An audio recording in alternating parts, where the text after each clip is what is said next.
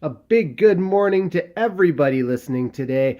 I am not going to do a video on a full meal prep right now, but what I am going to do is show you how I managed to save the time that is needed to get it down to under an hour. So the first thing I do is I turn on the oven and I preheat it to 400 degrees Celsius. Fahrenheit, sorry, 400 Fahrenheit, 205 degrees Celsius. And that's where I make things like the bacon, which stays in for about 20 to 25 minutes. And in this case, the stuffed pork tenderloin, which will probably be in for about 40 or 45.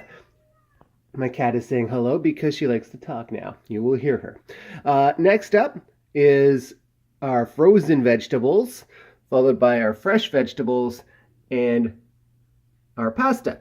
Now, once the water is boiling, the frozen vegetables go in.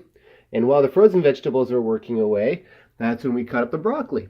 And when we throw the broccoli in, that's the last of the vegetables, but the water's still boiling, and we can then make pasta.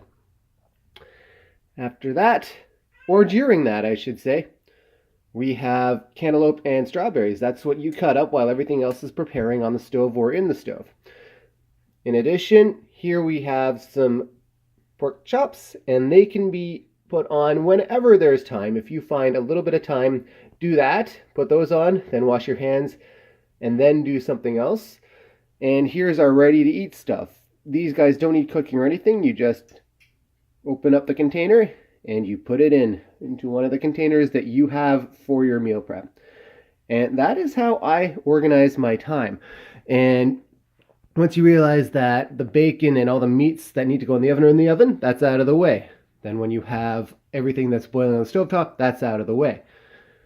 Then you have the items on the right, the knockwurst and the peas.